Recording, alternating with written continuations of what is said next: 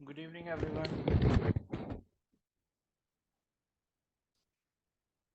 Good evening, Ajay. Good evening, Sanjana. Good evening, Reshma. Good evening, Kashish. Good evening, Diksha. Good Good evening. evening, sir. Good evening. Good evening, Kamini. Good evening, Shivani. Good evening, Soumya. Good evening, Kashish. Good evening, Ritu. Good evening, Akhila. Good evening, Astha. Good evening, Madhu.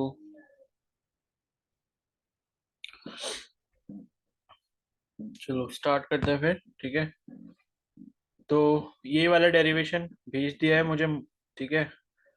Almost शायद सभी लोगों ने भेज दिया है। कोई है ऐसा जिसने नहीं करा था होमवर्क ये वाला? अच्छा, ये वाला तो शायद करवा ही रखा है ना मैंने।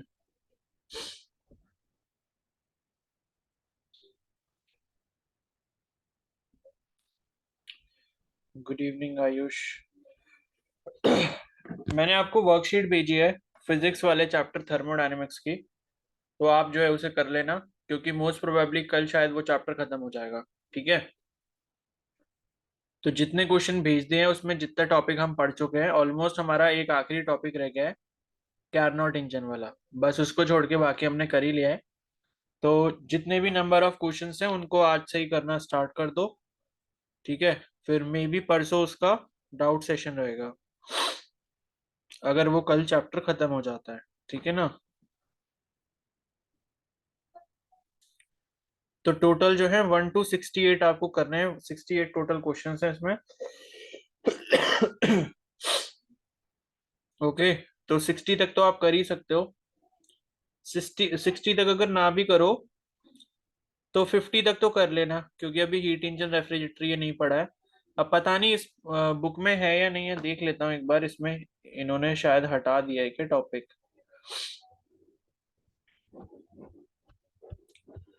रिवर्सिबल इरिवर्सिबल है, और फिर उसके बाद कार्नोट इंजन है।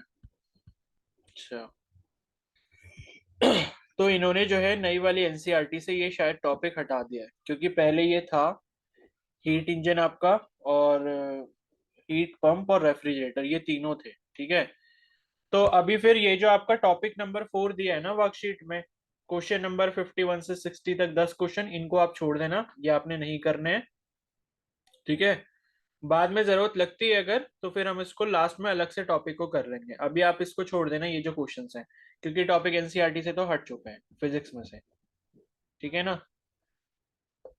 तो आप जो है अब 1 to 50 तक अपने क्वेश्चंस कर लो, और जो लास्ट टॉपिक रह गया है कार्नोट इंजन वाला, 61 से 68 वो क्वेश्चन रह जाएंगे, तो वो आप कल कर लेना। तो 50 क्वेश्चन तो आप कर ही लो जितने हो पाए उसमें से, ठीक है। और बाकी हम लोग फिर जो है डिस्कस कर लेंगे।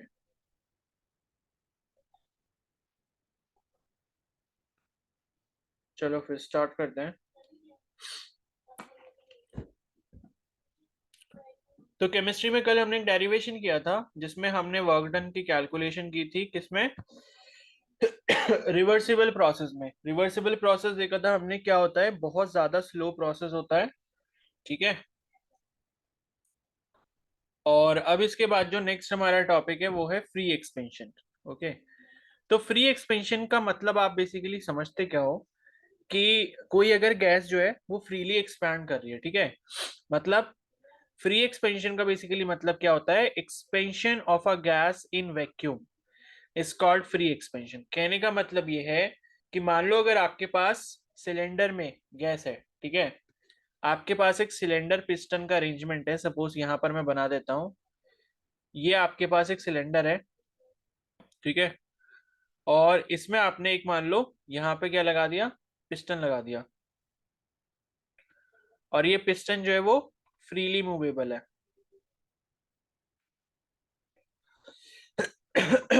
अब क्या है कि अगर यहाँ पर इस सिलेंडर में, ठीक है, इस सिलेंडर में मान लो आपने कोई गैस फिल करी हुई है, और अगर बाहर का जो प्रेशर है पी एक्सटर्नल, इसको हम जीरो कर देते हैं। अब इसको जीरो करने का मतलब ये है कि बाहर जो सराउंडिंग की कंडीशन है वो वैक्यूम की कंडीशन है। क्योंकि अगर वैक्यूम प्रेजेंट होगा बाहर, इसका मतलब यह है कि बाहर कोई भी मॉलिक्यूल प्रेजेंट नहीं है, ना एयर के मॉलिक्यूल होंगे ना किसी और गैस के मॉलिक्यूल प्रेजेंट होंगे। इसका मतलब है बाहर से जो लगने वाला इधर को प्रेशर होगा उसकी वैल्यू 0 हो जाएगी। ठीक है, तो अब अगर अंदर गैस प्रेजेंट है, उसमें अगर कुछ ना कुछ देखो प्रेशर तो हो गई, अगर गैस प्रेजेंट होगी तो ये क्या कर सकती है, गैस फ्रीली इधर को मूव कर सकती है। ये पिस्टन अगर फ्रीली मूवेबल है तो ये गैस इधर को क्या कर सकती है, फ्रीली एक्सपैंड कर सकती है। ठीक है, बिकॉज अंदर गैस का कुछ ना कुछ प्रेशर प्रेजेंट होगा, लेकिन बाहर का प्रेशर जो है वो 0 है। तो बाहर का प्रेशर अगर 0 है तो गैस क्या करेगी, फ्रीली एक्सपैंड करेगी। तो इसी को हम क्या कहते हैं, फ्री एक्सपेंशन कहते हैं। ठीक है,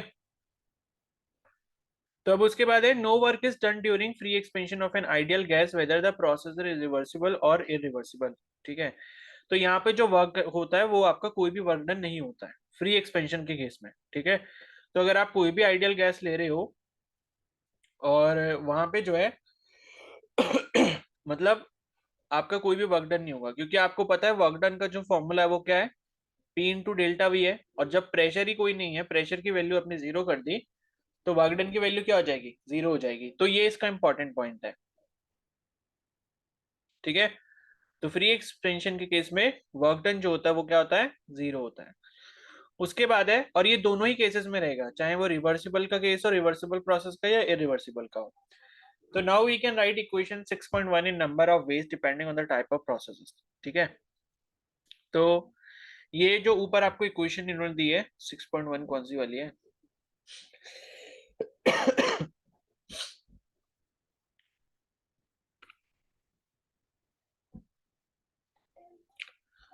6.1, अच्छा 6.1 ये वाली आपकी इक्वेशन है ये। ठीक है, फर्स्ट लॉ ऑफ थर्मोडायनेमिक्स वाली इक्वेशन। तो अब ये कह रहे हैं कि जो फर्स्ट लॉ ऑफ थर्मोडायनेमिक्स वाली इक्वेशन है, delta Q equal to delta U plus delta W, उसको आप अलग अलग तरीके से लिख सकते हो। अगर सपोज हमारे पास डब्ल्यू की value minus P external delta we है। ठीक है, अब ये मैंने आपको बताया था minus P external delta we कैसे आएगा, माइनस कैसे आया, because delta we is negative. और डेल्टा वी नेगेटिव कब होता है, जब कंप्रेशन का प्रोसेस होता है। ठीक है, कंप्रेशन में क्या होता है, वॉल्यूम आप कम कर रहे होते हो तो फाइनल वॉल्यूम कम हो जाता है, तो फाइनल माइनस इनिशियल करेंगे तो वैल्यू क्या आएगी, डेल्टा वी की नेगेटिव आएगी, जिस वजह से डब्ल्यू की ओवरऑल वैल्यू क्या हो जाएगी, माइनस नेगेटिव हो जाएगी। ठीक है, और दूसरी चीज ये लिखी है मतलब ये है कि अगर हम यहाँ पर फर्स्ट लॉ ऑफ थर्मोडायनेमिक्स को इस्तेमाल कर लेते हैं, तो delta Q is equal to delta U plus delta W, अगर सपोज इस तरीके का है।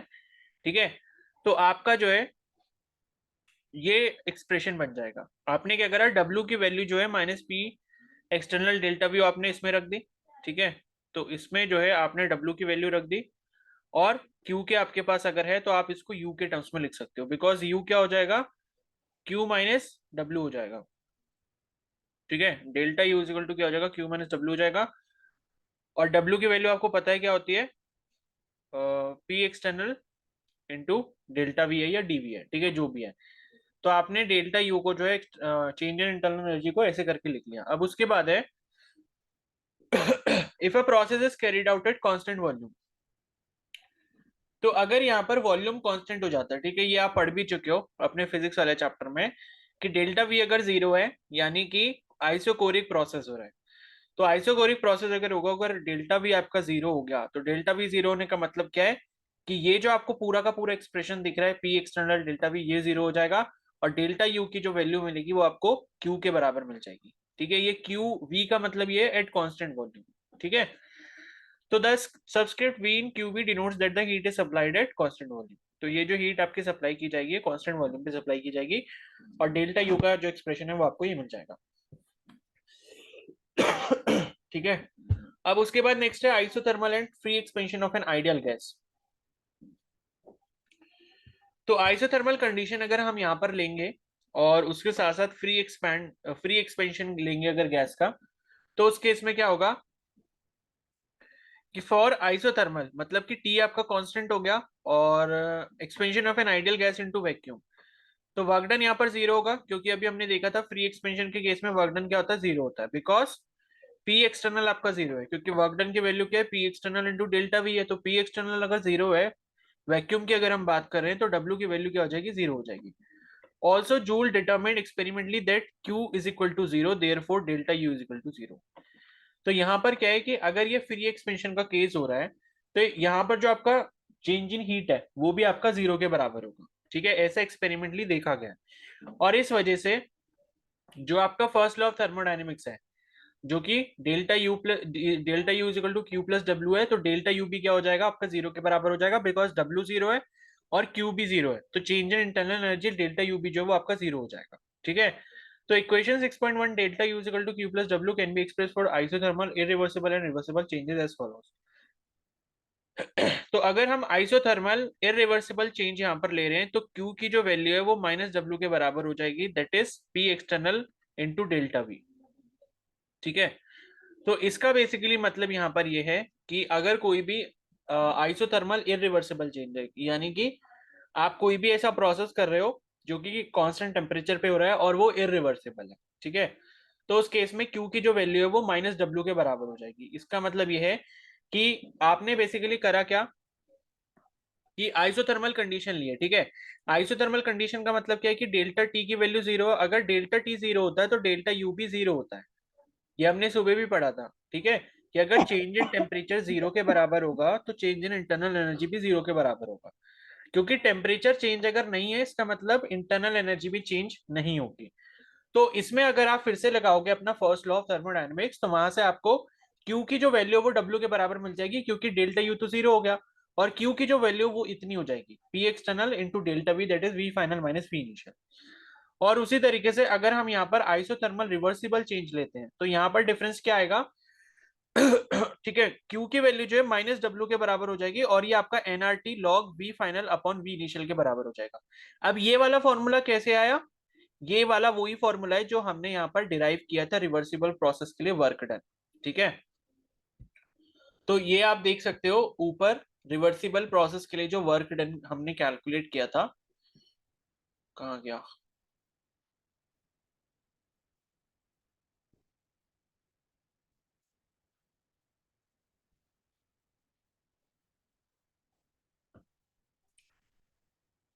हाँ मतलब ये वाला है ना, ये, तो ये जो आपने वर्क डन कैलकुलेट किया था रिवर्सिबल प्रोसेस के लिए, इसी की वैल्यू जो है हमने कहाँ रख दी, यहाँ पर रख दी, ठीक है। तो रिवर्सिबल प्रोसेस के लिए आपका जो वर्क डन आ गया वो ये आ गया, और इरिवर्सल के लिए ये वाला आ गया, ठीक है। तो इरिवर्सिबल के लिए आपका जो मतलब Q की वैल्यू है वो माइनस डब्ल्यू के बराबर हो गई और वो आपको ये मिल गया, और रिवर्सिबल के लिए ये वाला मिल गया, तो ये दोनों वैल्यूज आपको जो है याद होनी चाहिए। और फिर आप इसको nRT log V final upon V initial, ये लॉग बेस ई का है, तो आप इसको लॉग बेस 10 के फॉर्म में भी लिख सकते हो, कैसे लिखते हैं वो मैंने आपको बता दिया था, 2.333 से मल्टीप्लाई करना होता है, ठीक है। और अगर हम तीसरा केस यहाँ पर ले लेते हैं जो कि एडियाबेटिक चेंज है, एडियाबेटिक चेंज का मतलब क्या है कि Q इज इक्वल टू 0 है, यानी कि जो चेंज इन हीट है वो आपका 0 के बराबर है, तो यहाँ पर डेल्टा यू की जो वैल्यू है वो किसके बराबर हो जाएगी, वर्क एडियाबेटिक के बराबर हो जाएगी, ठीक है। अगर हम फर्स्ट लॉ ऑफ थर्मोडायनेमिक्स लगा रहे हैं तो delta Q is equal to delta U plus delta W होता है, तो क्यू अगर 0 हो गया इसका मतलब डेल्टा यू की वैल्यू जो है किसके बराबर हो जाएगी, वर्क डन के बराबर हो जाएगी, ठीक है। तो ये कुछ आपके रिलेशंस हैं यहाँ पे जो आपको याद रखने हैं कि आइसोथर्मल रिवर्सिबल में क्या होता है, आइसोथर्मल मतलब इरिवर्सिबल में क्या होता है, और एडियाबेटिक में क्या होता है, ठीक है।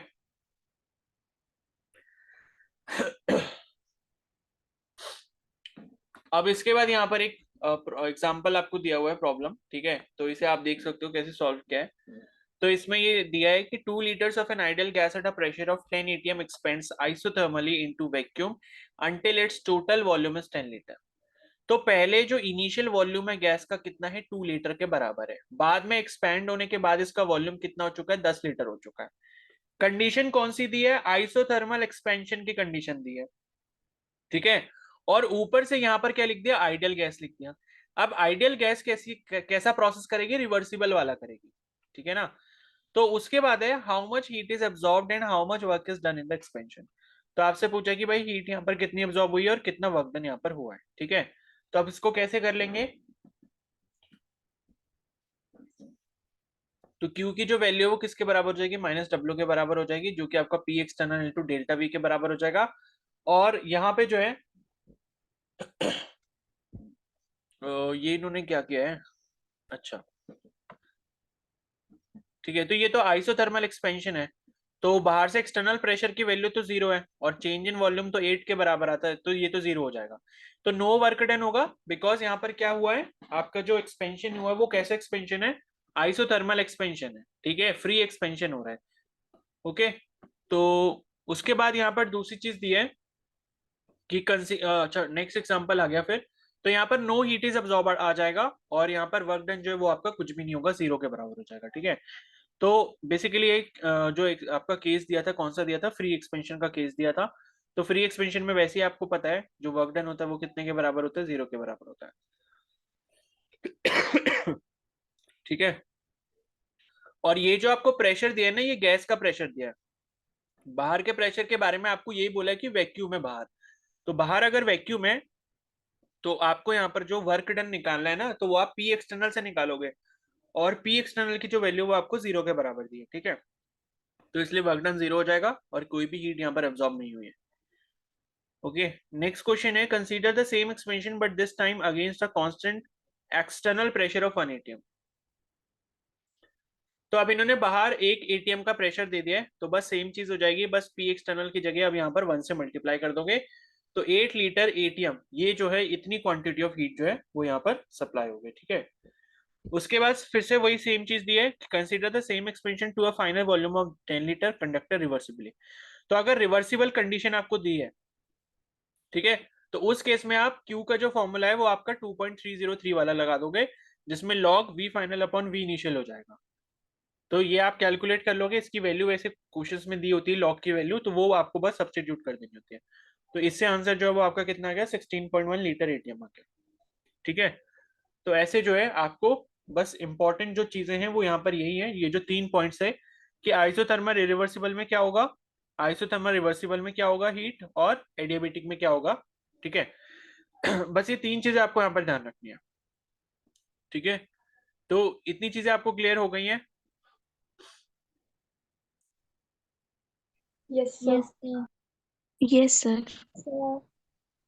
Yes sir. Yes sir.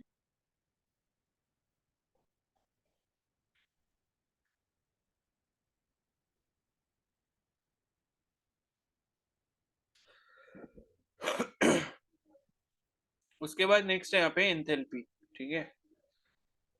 तो एंथैल्पी का मतलब क्या हो गया, लाइक ये भी एक टाइप की एनर्जी है, हीट एनर्जी, ठीक है। तो एंथैल्पी को हम H से डिनोट करते हैं, a useful new state function.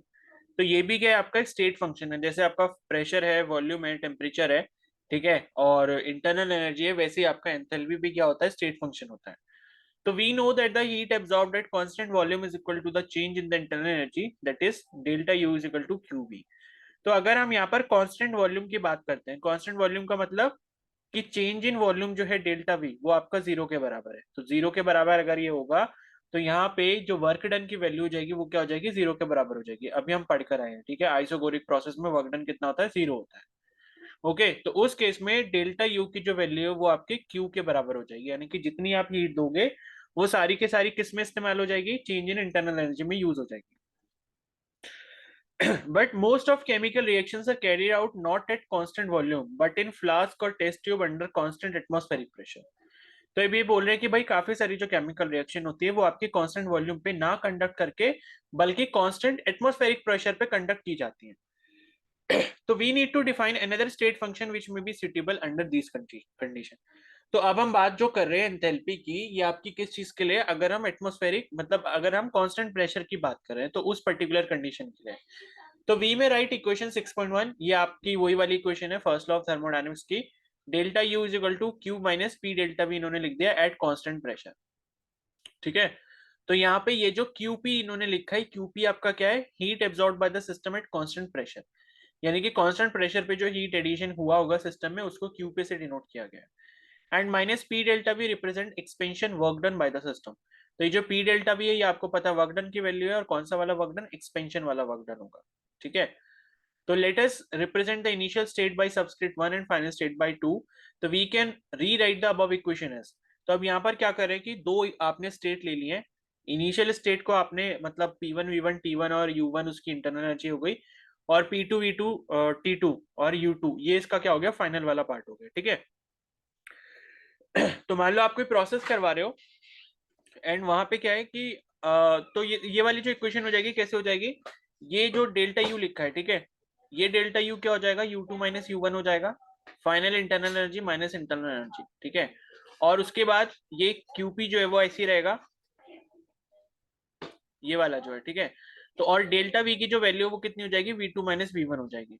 और उसके बाद आपने करा क्या, मतलब ये पूरा ये वाला जो इक्वेशन था इसको आपने ओपन कर लिया, किस किस के बीच में, अगर आपके पास कोई इनिशियल स्टेट जो है, इनिशियल स्टेट प्रोसेस की दी हुई है, ठीक है, जहां पे P1 V1 T1 और U1 ये सारे वेरिएबल्स होंगे, स्टेट वेरिएबल, और फाइनल वाले में क्या होंगे वेरिएबल, P2 V2 T2 और U2 होंगे, ठीक है, ये सारे वेरिएबल होंगे।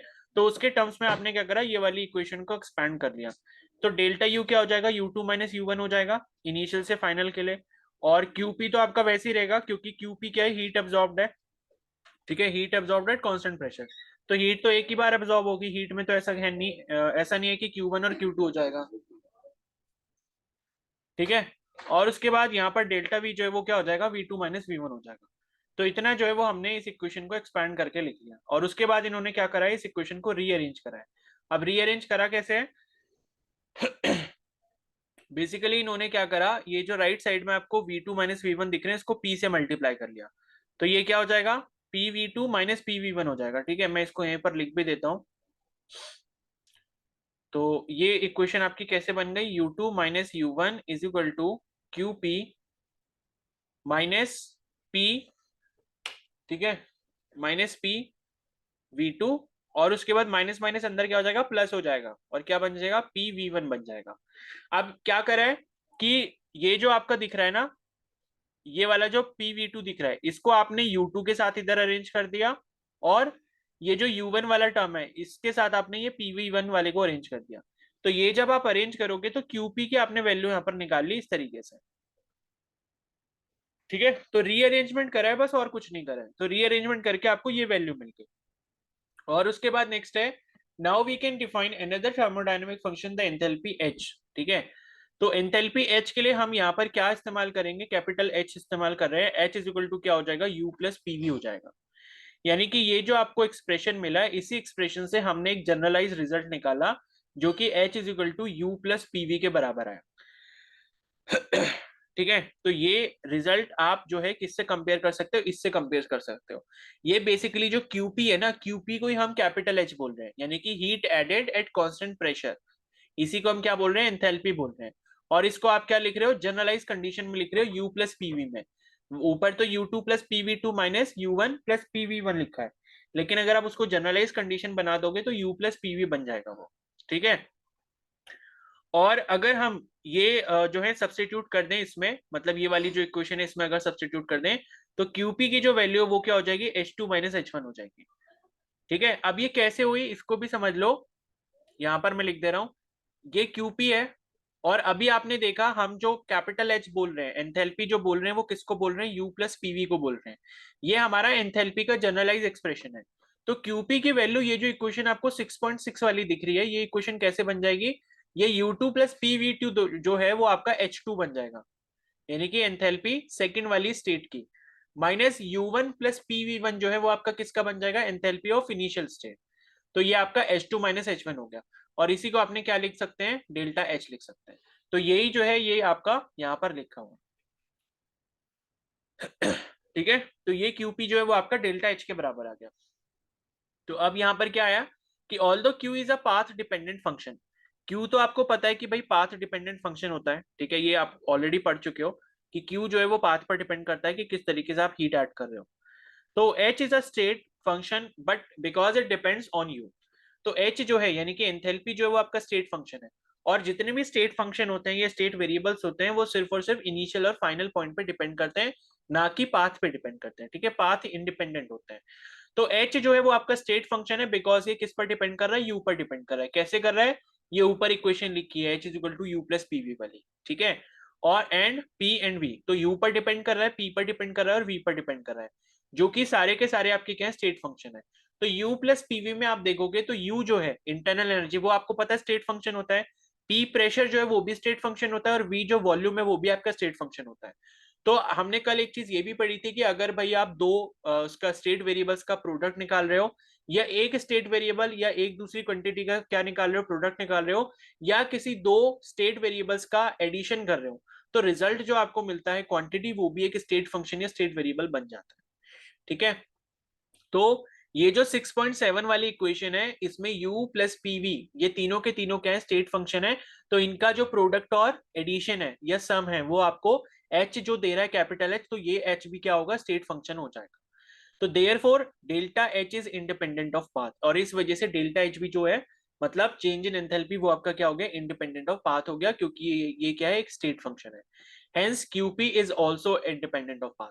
और देखो हमने यहाँ पर क्या बोला था कि QP की जो वैल्यू है वो किसके बराबर है, डेल्टा H के बराबर है। तो हमने कैसे ना कैसे करके ये प्रूफ कर दिया कि डेल्टा H का स्टेट फंक्शन है, वो पाथ इंडिपेंडेंट है। ठीक है, और QP डेल्टा H के बराबर है, तो इसका मतलब है QP भी क्या हो जाएगा, स्टेट फंक्शन हो जाएगा, और ये भी क्या होगा, इंडिपेंडेंट ऑफ पाथ होगा। तो आपको ध्यान बस इतना रखना है कि Q खाली अगर लिखा है तो ये आपका स्टेट फंक्शन नहीं होगा। ठीक है, it will not be A state function. लेकिन अगर कहीं पर आपको QP दिख रहा है, ठीक है, तो ये आपका क्या होगा, स्टेट फंक्शन होगा। ठीक है, क्योंकि QP का मतलब क्या है कि heat added at constant pressure, और इसकी जो वैल्यू है वो किसके बराबर होती है, डेल्टा H के बराबर होती है। तो डेल्टा H अगर स्टेट वेरिएबल है तो QP भी स्टेट वेरिएबल होगा। लेकिन अगर खाली हीट रखा है तो हम उससे ये जज नहीं कर सकते कि वो स्टेट फंक्शन होगा या नहीं होगा। वो तभी होगा जब हीट आपकी कांस्टेंट प्रेशर पे ऐड हुई होगी, क्योंकि heat added at constant pressure is only known as क्या, चेंज इन एंथैल्पी। ओके, तो अब इसके बाद है, for finite changes at constant pressure we can write equation 6.7 as delta H की वैल्यू आपकी इसके बराबर हो गई। ठीक है, फाइनाइट चेंजेस अगर प्रेशर में हो रहे हैं ओके, तो उस केस में फिर क्या है, अगर हम P को कांस्टेंट कर देते तो डेल्टा H की value delta U plus P delta V के बराबर हो जाएगी। ये वही सेम चीज है जो ऊपर लिखी थी। ठीक है, तो इसके बाद है, it is important to note that when heat is absorbed by the system at constant pressure we are actually measuring changes in the enthalpy. तो अगर हम क्या कर रहे हैं, कांस्टेंट प्रेशर पे हीट एब्जॉर्ब करवा रहे हैं किसी सिस्टम से, तो इसका मतलब है कि हम उसकी एंथैल्पी में चेंजेस कर रहे हैं। ठीक है, तो डेल्टा H जो है वो क्या है आपका, QP के बराबर होता है। ये हमारा मोस्ट इंपॉर्टेंट रिलेशन है।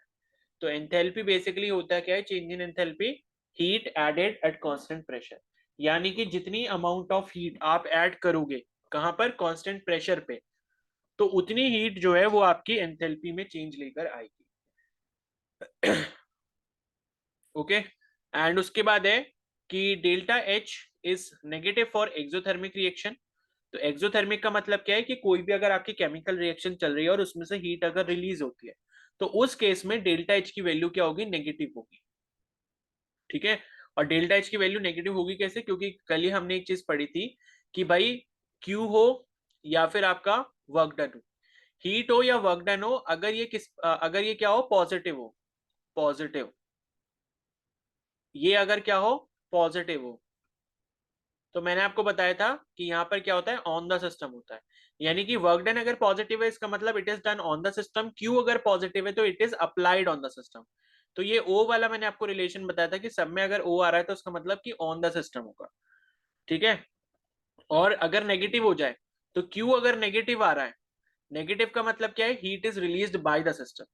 ठीक है, heat is supplied by the system हो जाएगा। तो वही चीज यहां पर लिखी कि डेल्टा H की वैल्यू अगर नेगेटिव है, डेल्टा H किसके बराबर है आपका, QP के बराबर है। तो डेल्टा H अगर नेगेटिव है तो ये भी नेगेटिव होगा।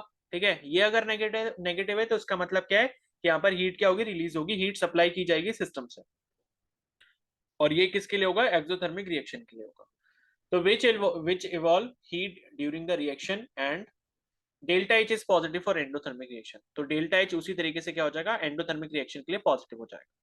ठीक है, तो डेल्टा H अगर पॉजिटिव आ रहा है यानी कि QP पॉजिटिव आ रहा है, और इसका मतलब क्या है कि heat is supplied on the system. तो ये किस केस में हो जाएगा, एंडोथर्मिक रिएक्शन हो जाएगा। ठीक है, तो at constant volume that is delta V equal to 0, delta U equal to Q into V. ठीक है, मतलब ये है कि अगर कांस्टेंट वॉल्यूम अगर आप ले रहे हो तो कांस्टेंट वॉल्यूम पे आपका क्या होगा, कांस्टेंट वॉल्यूम अगर है यानी कि डेल्टा वी 0 है, तो उस केस में आपको पता है अगर फर्स्ट लॉ ऑफ थर्मोडायनेमिक्स लगाते हो delta Q equal to delta U plus delta W. ठीक है, और आपने क्या कर दिया, डेल्टा वी 0 के बराबर कर दिया, तो ये टर्म तो कैंसिल हो जाएगा क्योंकि डब्ल्यू क्या होता है, पी इंटू डेल्टा वी होता है, और डेल्टा वी अगर 0 है तो डेल्टा डब्ल्यू भी 0 हो जाएगा। तो ये अगर 0 हो गया तो डेल्टा क्यू की वैल्यू जो है वो क्या आ जाएगी, डेल्टा यू आ जाएगी। तो इसी को इन्होंने यहाँ पर लिखा है कि डेल्टा यू जो है वो आपका क्या हो जाएगा, क्यू के बराबर हो जाएगा, क्यू एट कांस्टेंट वॉल्यूम। ठीक है, तो therefore equation 6.8 becomes delta H is equal to delta U is equal to QV। तो अब आपको एक और रिलेशन यहाँ पर मिला है कि जो आपका चेंज इन एंथैल्पी है वो आपके चेंज इन इंटरनल एनर्जी के बराबर होता है। ठीक है, और वो heat added at constant volume के बराबर भी होता है। ठीक है, तो अभी हमने ऊपर एक रिलेशन पढ़ा कि भाई डेल्टा एच जो है वो क्यू पी के बराबर होता है, और यहाँ पे हमको एक रिलेशन ये भी मिल गया कि अगर हम कांस्टेंट वॉल्यूम की बात कर रहे हैं तो वहां पर भी जो चेंज इन एंथैल्पी है वो उसी हीट के बराबर हो जाएगी, heat added at constant volume. Okay, तो जो भी आपकी कंडीशन होगी, चाहे वो कांस्टेंट प्रेशर की कंडीशन हो चाहे वो आपकी कांस्टेंट वॉल्यूम की कंडीशन हो, दोनों ही केसेस में जब आप हीट ऐड करोगे तो वो आपकी डेल्टा एच के बराबर होगी, यानी कि चेंज इन एंथैल्पी के बराबर होगी।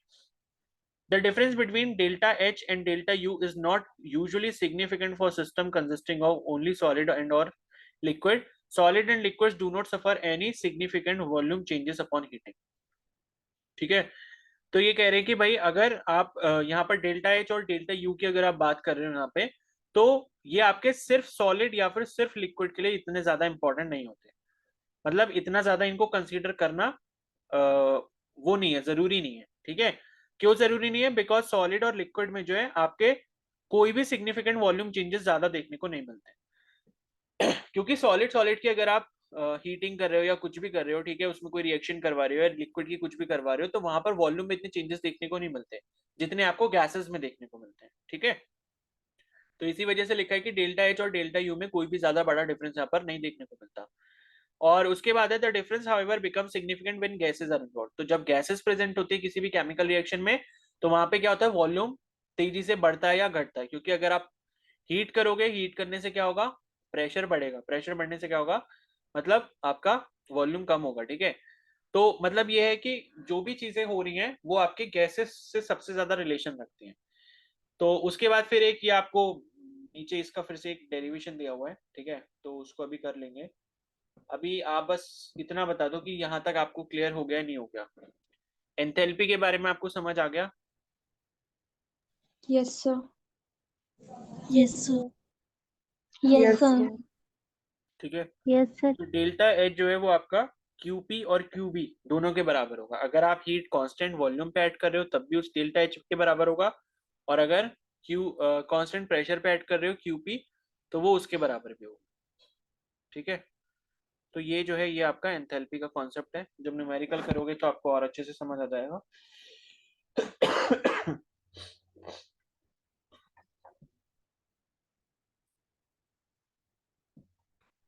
ठीक है, तो अभी जो है ना मैं सोच रहा हूँ यहीं तक रखते हैं। एक्चुअली मेरी तबीयत थोड़ी ठीक नहीं हो रही है, तो अभी जो है इसको यहीं तक रखते हैं, और बाकी कल मॉर्निंग में फिर अगर सही होगी तबीयत तो मैं क्लास रख लूंगा, अदरवाइज मैं आपको इन्फॉर्म कर दूंगा। ठीक है, तो अभी जो है आप टेस्ट 6:30 से ही देना।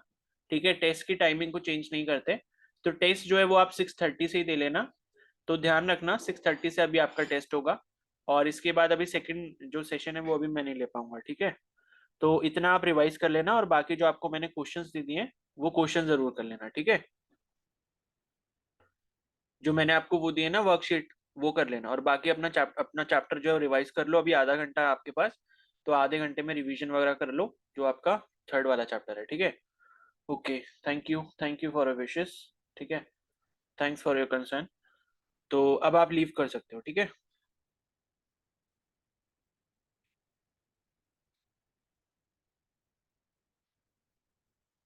ओके रेशमा।